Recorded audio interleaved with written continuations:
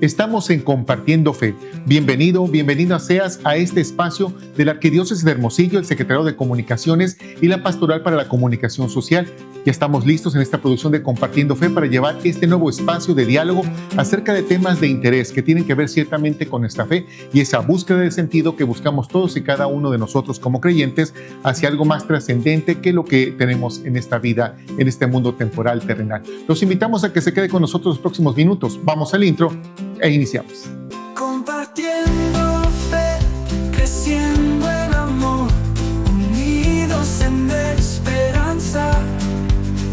En esta ocasión el tema que tenemos para todos ustedes, o más bien la pregunta que intentaremos responder es ¿para qué creer hoy? Interesante el planteamiento, no es ¿por qué creer hoy?, sino ¿para qué creer hoy? Ciertamente no es solamente ver hacia atrás, sino hacia el frente, hacia el futuro. ¿Por qué nos conviene creer hoy y para qué? Para ello, este tema lo estaremos abordando y está con nosotros nuestro invitado. Damos la bienvenida al padre Gabriel Abascal Castro. Padre, gracias por estar con nosotros. Bienvenido a este espacio. Gracias, Tadeo. Gracias por recibirme y felicidades por este espacio que estoy seguro que hace mucho bien. Entonces, gracias y vamos a darle a este tema que creo que es tan importante y tan bonito también y vamos a disfrutarlo. Claro que sí. De hecho, viendo un poco de lo que es la trayectoria pastoral del padre Gabriel, damos cuenta que recientemente, y bueno, desde nos comentaba fuera de cámaras, ha tenido una experiencia muy significativa con el trabajo pastoral con jóvenes. Y cuando hablamos de para qué creer, pues ciertamente un desafío que tiene la iglesia en los tiempos modernos es precisamente cómo saber llegar con un mensaje de fe del evangelio a nuestros jóvenes, porque ciertamente no son ellos el futuro, también son el presente. Y es necesario pues afianzar bien esta experiencia de fe en la población actual, pues para garantizar una continuidad, particularmente en lo que refiere a la práctica religiosa y consciente, responsable de parte de todos los que formamos la iglesia. Vamos a iniciar, padre, de lleno, y lo primero es hablar acerca de estas preguntas existenciales que de alguna manera han acompañado a todo hombre en el devenir histórico. Yo creo que desde que el hombre ya se hace consciente de que existe o de que está, de alguna manera una pregunta siempre viene en razón: ¿por qué estoy aquí? ¿De dónde vengo? ¿Quién soy? ¿A dónde voy? Preguntas que por mucho tiempo la filosofía y muchos filósofos han tratado de responder con diferentes propuestas argumentativas, y particularmente es plantearnos al día de hoy, en este tiempo en el que nos encontramos, tiempo presente, tiempo real, precisamente sobre esas preguntas existenciales que responde la fe hoy, no las preguntas que responde desde la ciencia, de la mera filosofía, sino de la misma experiencia de fe en la que como iglesia estamos todos insertados en ella. ¿Cuáles serían esas preguntas existenciales que, de acuerdo con su experiencia, el hombre busca contestarse a la luz de la fe en el tiempo moderno? Mira, Tadeo, yo creo que como tú bien refieres, las preguntas existenciales del hombre están ahí y son parte del hombre moderno, del hombre antiguo, del hombre medieval, del hombre renacentista y estoy seguro que del hombre futuro. Y es verdad que quizá están ahí esas preguntas, pero a lo mejor hoy se hacen evidentes algunas con más fuerza, ¿no? Claro. Y sobre todo yo creo que en los jóvenes, como tú bien mencionabas, yo creo que en este mundo que es tan materialista, tan consumista, que nos invita a pues a veces, a este frenesí de experiencias sensibles. Sí, sí. Creo que la fe tiene mucho que decir hoy, porque fíjate que es bien interesante ver ahora a muchos jóvenes que están acercándose a la iglesia. Y no lo digo yo, lo dicen los números. Estaba viendo unas estadísticas ahí de la cantidad de bautizados que va a haber, por ejemplo, en Francia, en países que la fe iba para abajo, que la fe se estaba quedando un poco retraída. Bueno, pues hoy Francia rompe récord de número de bautizados y que quieren acercarse a Dios. Quiere decir que este consumismo, que este materialismo, que este hedonismo que el mundo nos ha propuesto, en donde parece que el hombre solamente está buscando acaparar, buscar el placer, buscar el lujo, buscar viajar, buscar tener más, no ha sido suficiente. Este mundo no ha sido suficiente. Ese mundo no ha sido suficiente. Eso que ofrece el mundo no ha sido lo que verdaderamente satisfaga el corazón del hombre y del joven. Y entonces hoy creo que esa pregunta de sentido, quién soy, a dónde voy, por qué tengo que estar tan metido en estas realidades que no me están llenando, ¿qué más hay? ¿No? ¿Dónde encuentro la felicidad? ¿Dónde encuentro la plenitud? ¿Dónde encuentro mi realización? Y esas preguntas siguen siendo pues tan viejas como tan nuevas, pero hoy creo que están haciendo mucho eco en el corazón de muchas personas y en concreto de los jóvenes, que están muy hartos de lo que les está proponiendo el mundo hoy. Podemos considerar, padre, que la base de estas preguntas existenciales siempre, yo creo, podemos partir del sentido de por qué estoy aquí, del sentido por qué, de dónde vengo, hacia dónde voy, cuál es el sentido que guarda todo lo que tiene que ver mi experiencia existencial. Entonces, posiblemente, como usted bien lo comenta, en razón de esta búsqueda, buscaban el sentido en razón del placer, del poseer, del poder como tal, y dan cuenta de que cada una de estas alternativas son perennes, es decir, tienden a caducar.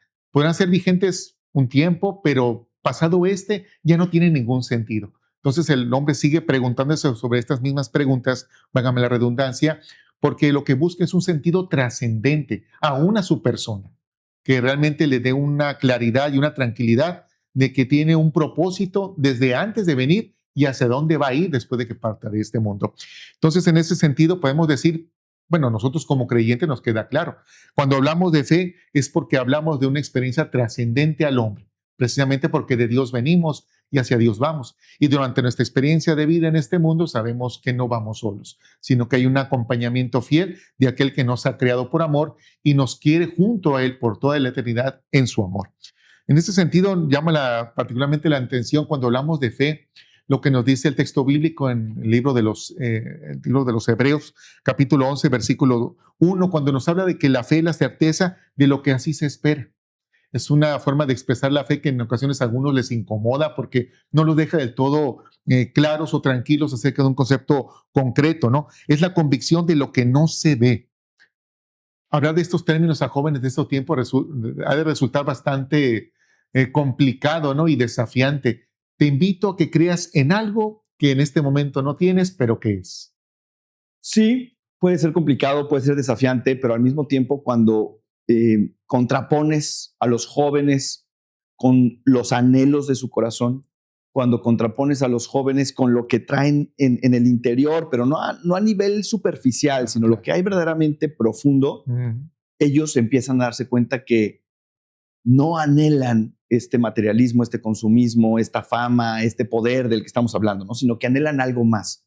Entonces creo que la misión del formador, del sacerdote, del acompañante, del adulto que tiene a lo mejor una fe más madura, es precisamente llegar con estas personas y con estos jóvenes y contraponerlos con eso y hacerles ver qué es lo que realmente tu corazón anhela y hacerles ver la experiencia de San Agustín, ¿no? Nuestro corazón, sí. Señor, está intranquilo, está inquieto, está vacío y por más que lo lleno de cosas, no se llena.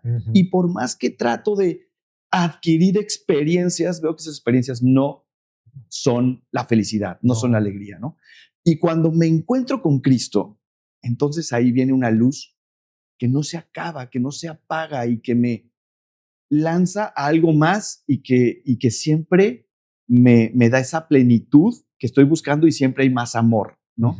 Es un pozo de agua fresca, pues que Jesús mismo nos dice en el Evangelio. Entonces, creo que sí es verdad que puede ser difícil hoy hacer ver la necesidad de la fe a las personas, pero también hoy creo que ante este hartazgo que hay de estas otras realidades que no llenan, cuando tú le ofreces al joven, a la persona, una experiencia en donde pueda reconocer los anhelos de su corazón, puede haber ahí un paso de fe y después de esperanza y después de amor. Ciertamente, hablar de fe nos remite a hablar de Dios y podríamos pensar que esta propuesta de fe que tenemos para la población en general y para nuestros jóvenes pareciera que se circunscribe solamente a una experiencia meramente intelectual, sobre todo si damos cuenta del bagaje tan amplio que tenemos en nuestra historia como iglesia, de la tradición del magisterio, de la tradición de los padres de la iglesia como tal.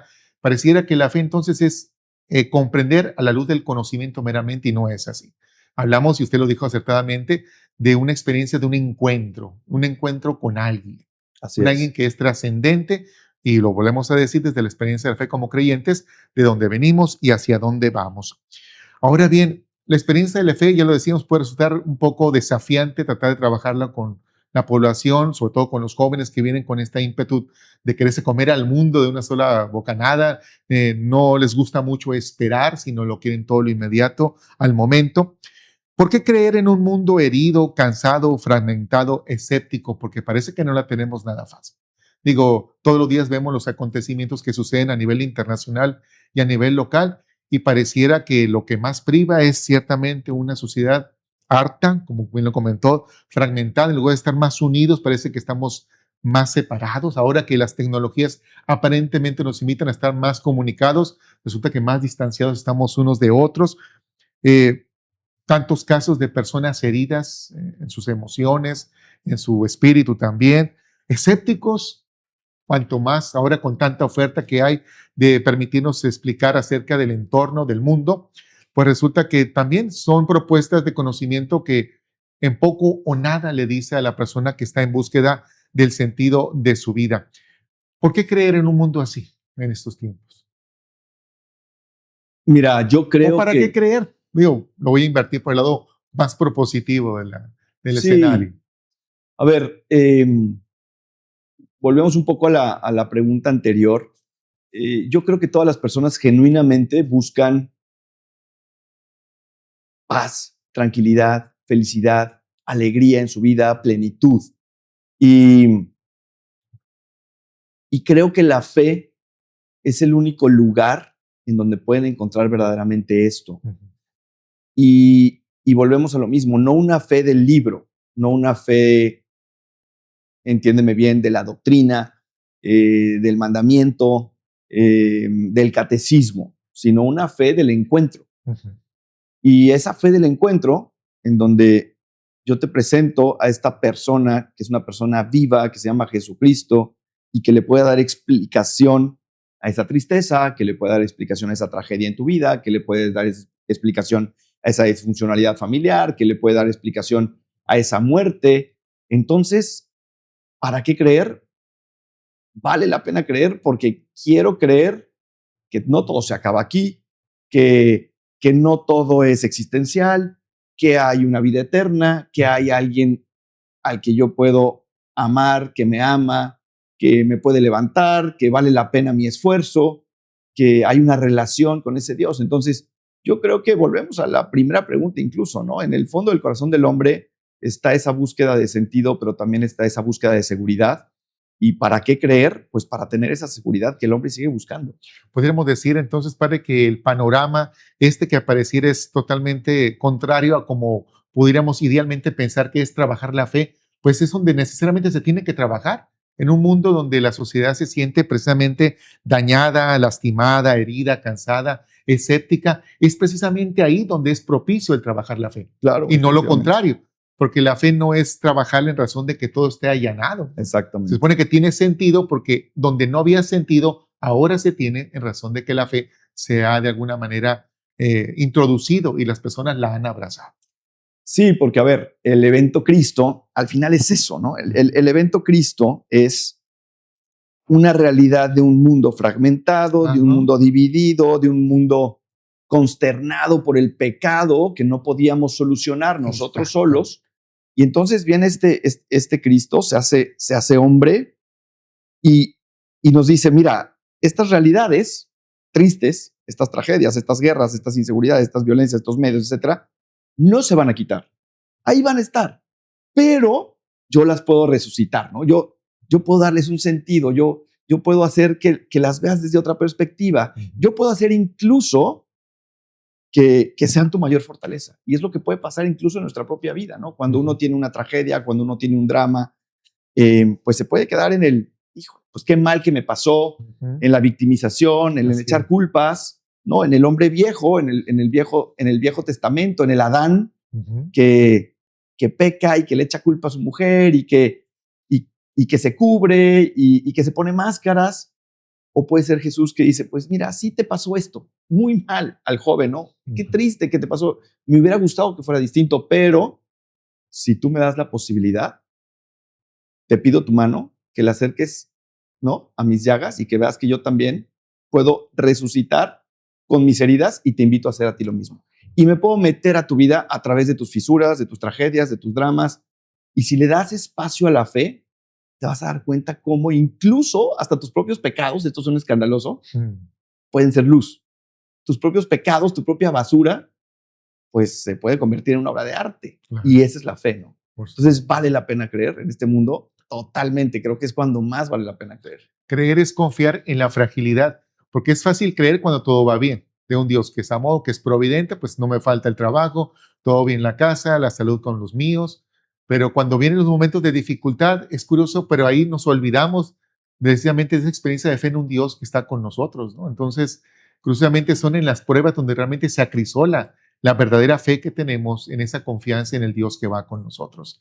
Y en ocasiones es algo que es muy común y todos de alguna manera estamos expuestos tarde que temprano a vivir una fuerte crisis, una fuerte tribulación, y debemos verla como esa área de oportunidad, imaginando sobre todo la escena de la pasión y muerte de nuestro Señor. O sea, en ningún momento resultó una experiencia grata para Él. Él la integró a su propia persona y la resignificó con un sentido mucho más allá de lo que evidentemente se veía. Aparentemente un fracaso, una derrota, y sin embargo, desde la experiencia de la entrega, la confianza plena a la voluntad del Padre, pues la más grande victoria sobre el pecado y la muerte, ¿no? Sobre todo son esas experiencias que vistas no de un Dios que se quedó en esa experiencia solamente de ser un ser inmortal y todopoderoso, sino que se hizo pequeño, se hizo humilde, se hizo frágil, se hizo uno como nosotros para demostrarnos que nadie, como usted lo comentó, Padre, está exento de las dificultades, de las tribulaciones, pero sin duda son esa área de oportunidad que tenemos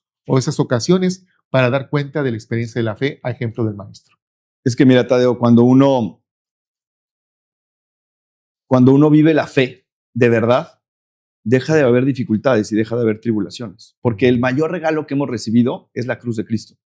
Es Jesucristo crucificado. Eso es lo más grande que hemos recibido. Un Dios que se hace hombre, que se sube a la cruz y que nos dice, no te preocupes, todo lo que hagas ya no hace falta. Yo me voy a entregar para que tú seas feliz a través de esa cruz, ¿no?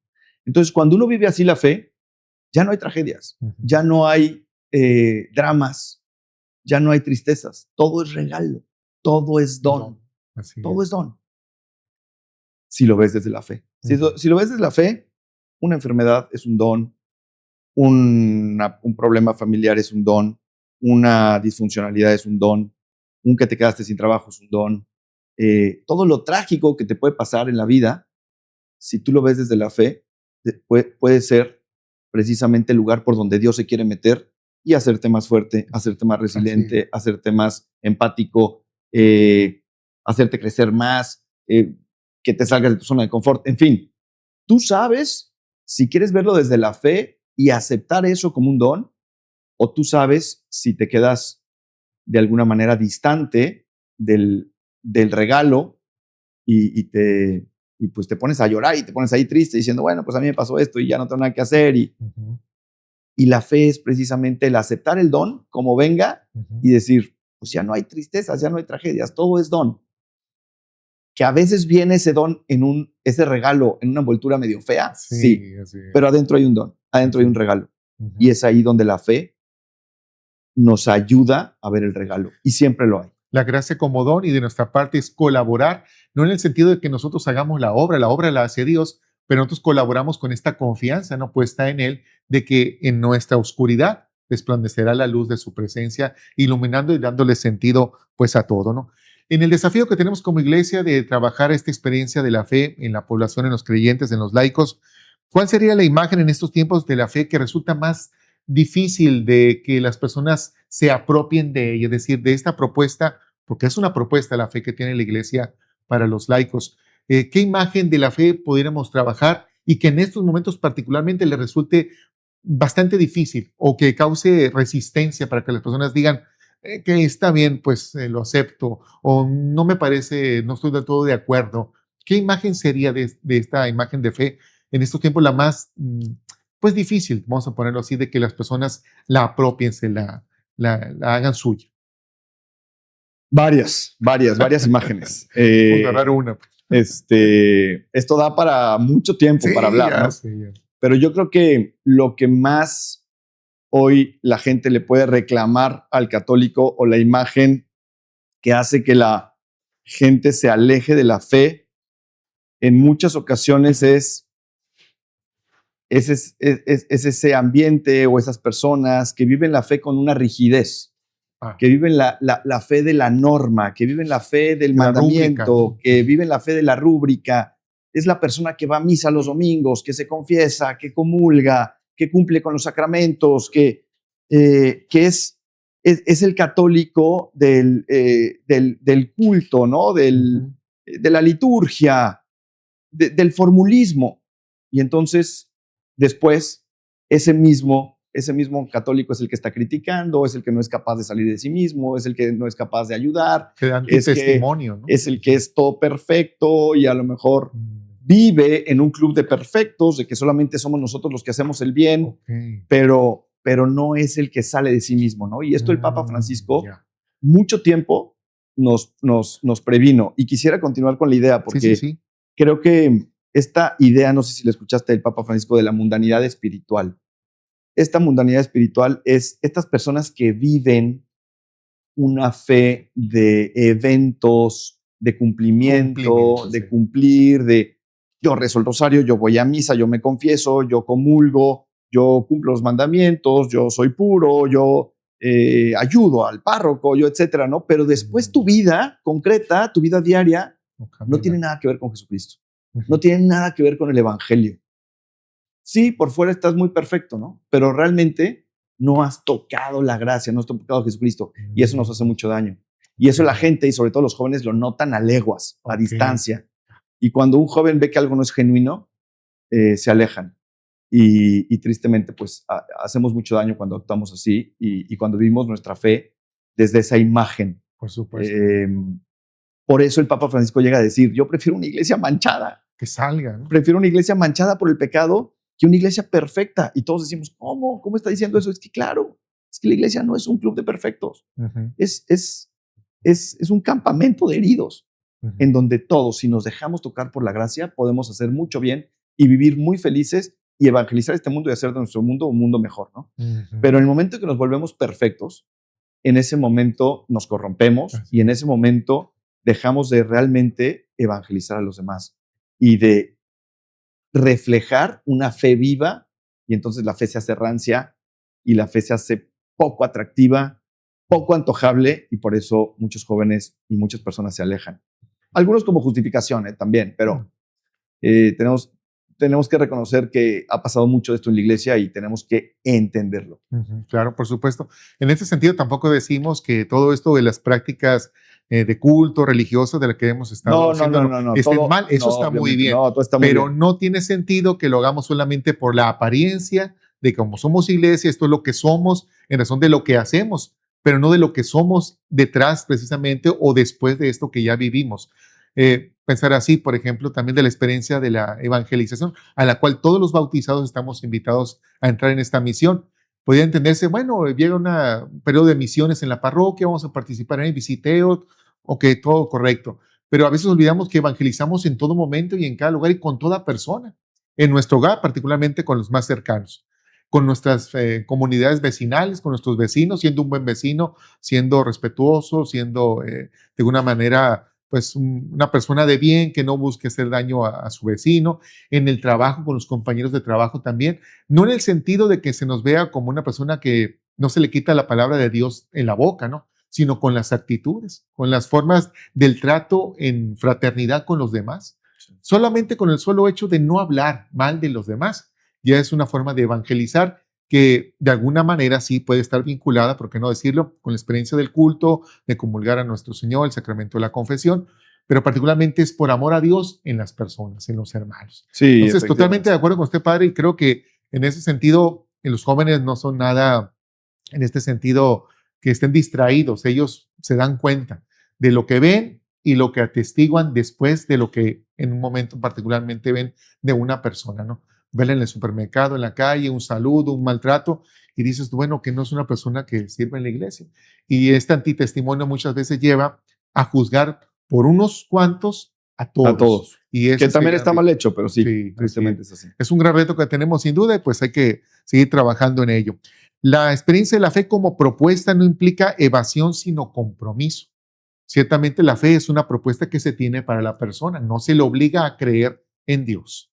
Es una propuesta que en libertad, porque la libertad está basada en el amor, se le presenta. Quiere ser feliz, como usted le comentaba, y buscamos esa felicidad en muchas otras propuestas del mundo. Y Dios nos habla de una felicidad que Él, al ser trascendente y eterno, pues a todas luces dices tú, de quedarme con aquello que solamente me invita a una emoción, a una alegría temporal, a una felicidad eterna, pues opto por ella. Entonces, como propuesta que es, no nos invita a evadir el compromiso, porque la fe nos compromete. No sería muy lógico pensar, yo creo y me hago irresponsable de lo que suceda. Si yo creo, es que me comprometo a ser una mejor persona y de alguna manera ayudar a construir una mejor sociedad con la gracia de Dios. ¿Qué podemos compartir eso? Lo primero es que hay que poner como las cosas en orden, ¿no? Primero, reconocer que la fe es una gracia, es un don, es una virtud teologal que se nos es dada.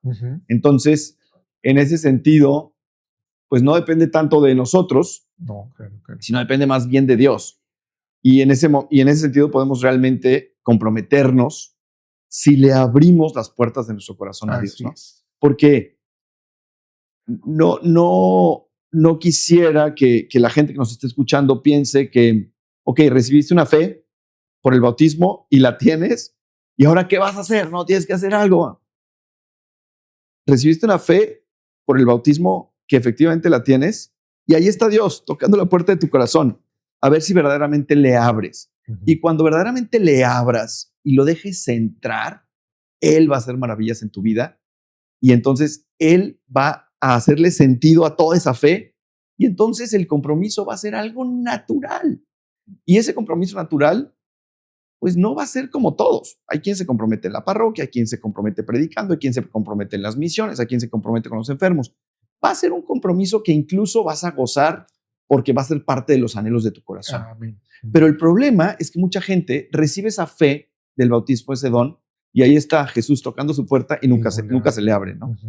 Y entonces, si no haces la experiencia de Cristo, si no haces la experiencia de Dios, esa fe se convierte siempre en rigidez, se convierte en formulismo, se convierte en lo mismo que dijimos, ¿no? En el cumplimiento, pero verdaderamente no trasciende porque no has hecho la experiencia de esa fe real, viva en tu corazón, de un Dios que vive en ti y que te invita a cumplir esa misión que te va a hacer feliz y que esa misión te va a comprometer con una realidad, no sé cuál sea, pero que te va a, esa realidad, valga la redundancia, te va a realizar, te va a dar una plenitud y entonces vas a ver la fe viva en tu propia vida. Claro.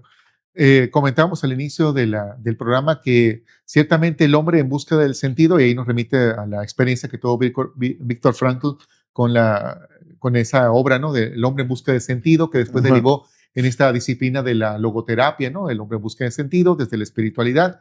Pero independientemente de esta propuesta, en lo particular con este nombre, pues sabemos en estos tiempos que el mundo le ofrece al hombre muchas otras alternativas de encontrar sentido a su vida, como que estas otras ofertas han detectado esta beta de que el hombre busca sentido y es una forma también de hacer dinero, lamentablemente. Y hay otras propuestas que te invitan, oye, ¿quieres encontrar la felicidad? ¿Quieres encontrar la realización, la plenitud? Mira, haz esto otro, vente para acá, salte de ahí, etcétera, etcétera. ¿Cuáles serían en este sentido entonces la diferencia que guarda nuestra fe contra esas otras propuestas del mundo que también implican una búsqueda de sentido, pero que a todas luces se ve que no trascienden como la que nosotros, en la cual nosotros nos encontramos propiamente? Sí, lo primero que hay que decir es que esas otras propuestas, por más negativas que sean, en el fondo tienen algo genuino. Dice Benedicto XVI, todo error tiene un núcleo de verdad. ¿A qué me refiero? A que, sí, todos estos ahora gurús o todos estos psicólogos, psicoanalistas, terapias, coaches, que muchos son muy buenos, Sí, no digo que claro. no, pero también por allá afuera hay mucho charlatán haciendo mucho dinero, queriendo convencerte de algo. Todo eso es parte de una realidad a la que la gente acude porque está en búsqueda de esa fe, porque está en búsqueda de ese sentido. Entonces, pues sí es negativo, pero al mismo tiempo dices, oye, pero ¿ves? O sea, si la gente está yendo y está pagando miles de pesos y miles de dólares, es porque están buscando un sentido que a lo mejor nosotros no les hemos podido dar, ¿no? Entonces, yo creo que ahí el reclamo sería más bien hacia nosotros. ¿Por qué esta gente se aleja de la iglesia? ¿Por qué va con ellos y no aquí? ¿Por qué va con ellos y no aquí? Quizá porque nosotros, vuelvo a lo mismo, hemos presentado una norma, hemos presentado un libro, Muy rígido, ¿no? hemos presentado unas tradiciones, que está bien, yo soy el más claro. amante de las tradiciones, ¿no? De acuerdo. Hemos presentado una liturgia. ¿Y luego qué? ¿Me explico? Entonces, en el momento, y eso es lo que está pasando con los jóvenes, y es algo bien bonito, que hoy ves las iglesias en Estados Unidos, en México, en Europa, llenas de jóvenes que están teniendo unas experiencias reales de Dios, llenando realidades, incluso consagrando su vida a algunos. Y creo que también, por ejemplo, la diócesis de Madrid acaba de publicar sus números de seminaristas y van a la alza. Bendito Dios. Pero porque se les está presentando a este Cristo vivo y no solamente una serie de normas. Creo que a nuestra generación, y no me quejo porque es lo que recibieron nuestros papás, mucho nos hicieron ver lo que teníamos que hacer, ¿no? Tú tienes que cumplir, ¿no? Tienes que cumplir con esto. Tu fe significa estas costumbres, estas tradiciones, estas normas, estos mandamientos, este libro. Y luego te encontrabas con Cristo, ¿no? Ahora tiene que cambiar la dinámica. O sea, tiene que cambiar el querigma, ¿no? Tiene que ser, yo te muestro, Jesucristo, lo que puede hacer en tu vida, tú te enamoras de Él y a partir de ahí, entonces sí ya viene todo lo más. Y no construir la casa al revés, ¿no? Entonces sí, yo veo un problema en todas estas nuevas realidades que quieren darle un sentido a muchas personas, pero al mismo tiempo encuentro algo positivo, porque quiere decir que la gente sigue buscando y ahí es donde tenemos que poner las pilas nosotros y ver nuevas formas y nuevas maneras y ser creativos para acercar a estas personas y que no se nos vayan con esos charlatanes y con esas personas que lo único que quieren efectivamente es abusar y utilizar de ellos, ¿no? Concuerdo con usted, padre, sobre todo en el sentido que guarda esta realidad que aunque parece adversa, es un pulso, es una forma de tener un termómetro, de realmente medir cuál es la animosidad, porque de alguna manera también esto afecta a las emociones y esto a su vez afecta a las relaciones tanto a nivel intra como interpersonal en el sujeto. De hecho, el problema más bien yo creo que sería la indiferencia y ahí, pues ahí tenemos un campo muy grande. O sea, tristemente, el ateo hoy, ¿no? El ateo práctico, eso es lo que nos debería de preocupar más, ¿no? La gente que se va a estos otros movimientos o que se va a otras realidades, que son engañados, etcétera, la verdad a mí, pues me preocupan por lo que puede, porque si siguen buscando, a lo mejor llegarán a la verdad. Pero hay una cantidad enorme de gente allá afuera que es indiferente, que vive su vida como si Dios no existiera. Y eso yo creo que sí es un punto que tenemos que atacar. Hace tiempo me acuerdo que reflexionaba sobre esta realidad. Cuando la persona dice creer, pues qué bueno. Cuando dice no creer, está bien también porque sabemos que no cree. Tenemos un diagnóstico, un perfil sobre el cual partir. Exacto. Pero qué difícil es trabajar cuando la persona ni cree ni no cree, sino que le da igual todo. Entonces, en esa ambigüedad es difícil poder precisar cuáles son las acciones que tenemos que emprender.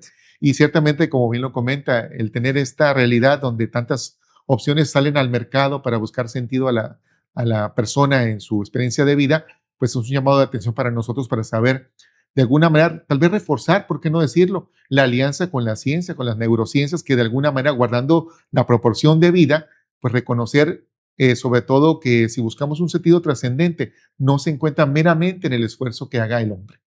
Porque muchas veces esas propuestas van en ese sentido, ¿no? Cree en ti mismo. Tú todo lo puedes lograr. Decrétalo. Decrétalo. Tú díselo de esa manera y lo vas a obtener. Y realmente, ¿cuántos estrellones nos han dado tantas personas? ¿Y cuánto dinero no han gastado? Uy, no, ni qué decirlo. Y las crisis de identidad tan fuertes que caen en una depresión tan profunda, una tristeza tan profunda, y cuántos casos lamentablemente no han terminado en suicidio. Entonces, triste, solamente alertarlo por aquello de manejar con pinzas ese tipo de propuestas.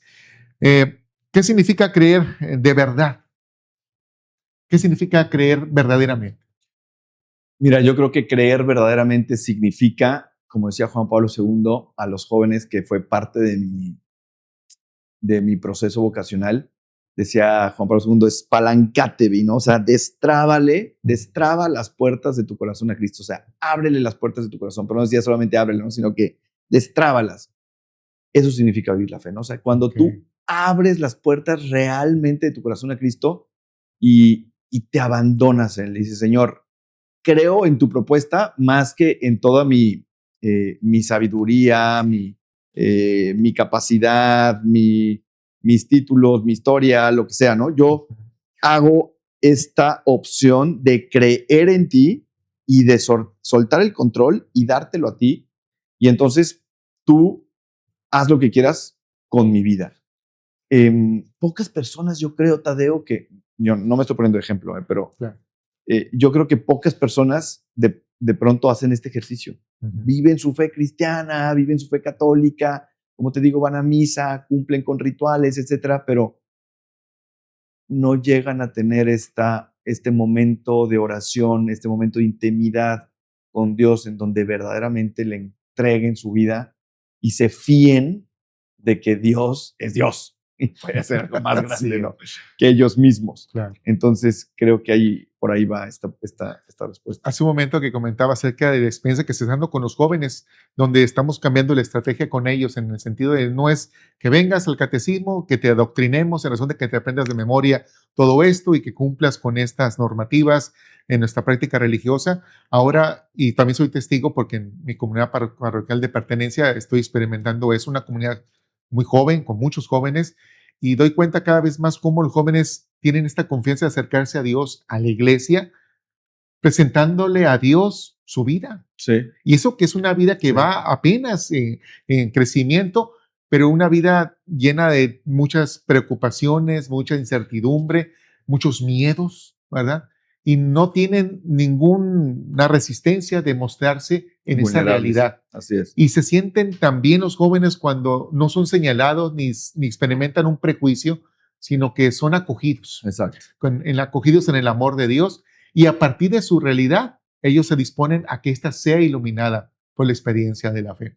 Y después de ahí, como usted dice, ya viene la experiencia de fundamentar en razón del intelecto, de la parte intelectual, pues una experiencia también inteligible, que la podamos de alguna manera poder saber explicar, ¿no? Y ese es el reto, porque yo sí creo que efectivamente hay muchos jóvenes hoy que por la parte sensible, que son más empáticos, que son más emocionales, que están dispuestos a ser más vulnerables, a pedir ayuda, que tienen esa parte de abrirle su vida a la fe y a Dios, pero de pronto no conocen, ¿no? Entonces, cuando tú tomas un joven así y lo formas en la fe, maravilloso, ¿no? Uh-huh. Pero el peligro, y creo que lo acabas de alguna manera de decir entre líneas, es que se quede en la parte meramente de la vulnerabilidad, de la sensibilidad, de la apertura, pero que no esté dispuesto al compromiso, decir, bueno, ya estoy aquí, ya estoy dispuesto.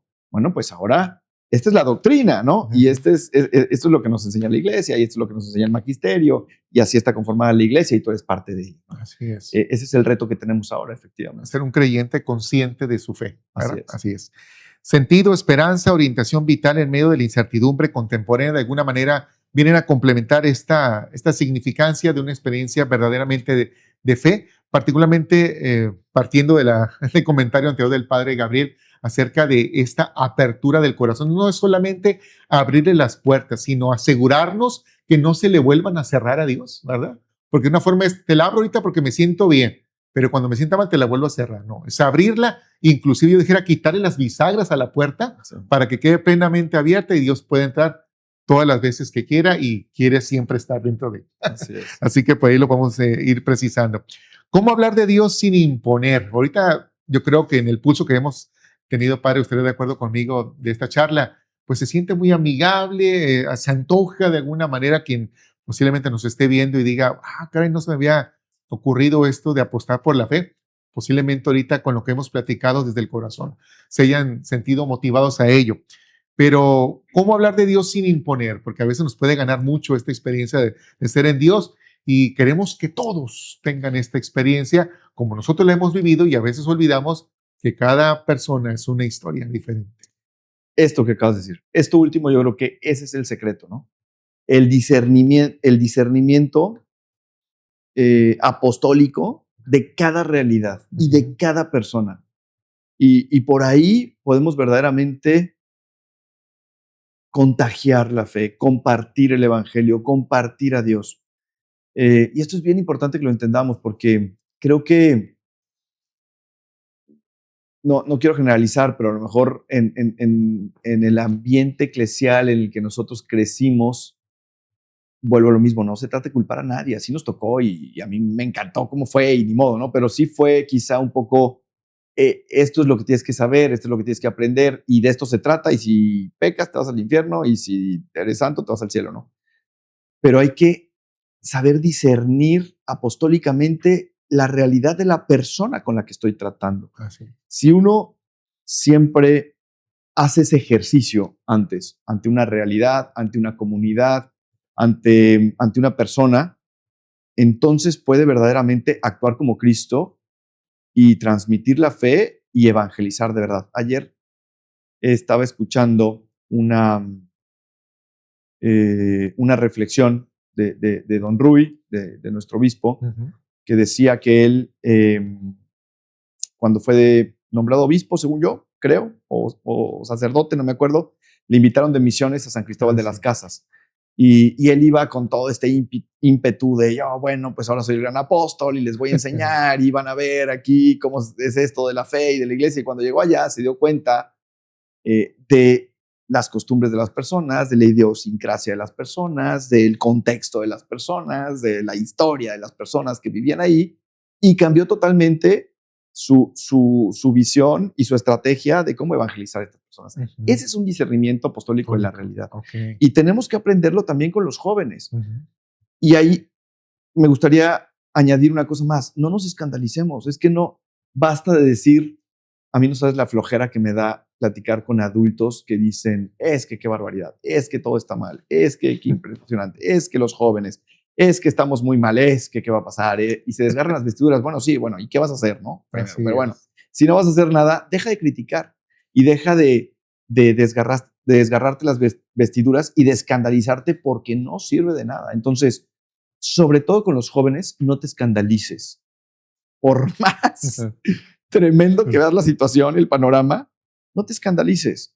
Trata de tener un corazón como el de Cristo para que realmente a través de esa inteligencia apostólica, de ese discernimiento apostólico, puedas recuperarlo para la gracia. Pero si uno de entrada se escandaliza y no, está mal, eso es pecado, y pues es lo que mucha gente que se justifica, mucha gente se justifica. Pero yo cuánto escucho a gente que fue a colegios católicos que decían, no, es que las monjas nos decían que todo era pecado y que nos íbamos al infierno. Pues es que eso ya no funciona, ¿me explico?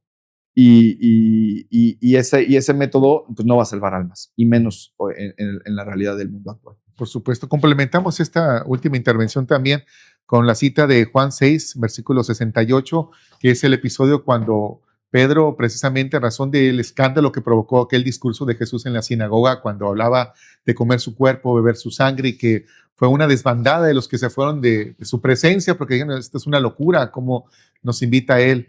Y cuando Jesús interpela a sus amigos y le dice, bueno, ¿ustedes qué van a hacer lo mismo? ¿También se van a ir?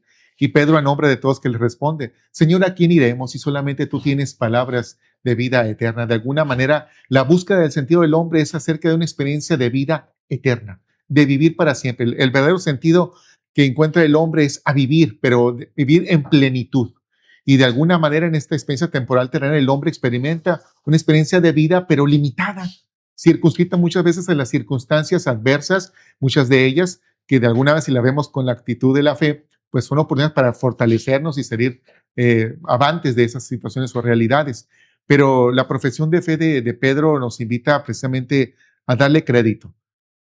Señor, ¿a quién iremos? Solamente tú tienes palabras de vida eterna. Tú eres el Cristo, el Hijo de Dios vivo.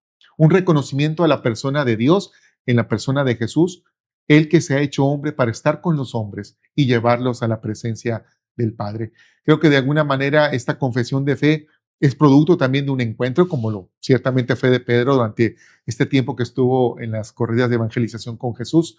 Pero así también nosotros estamos invitados. Jesús toca nuestro corazón, ya que entra en él. Ahora estamos invitados a tener una experiencia vital con él, desde ahorita.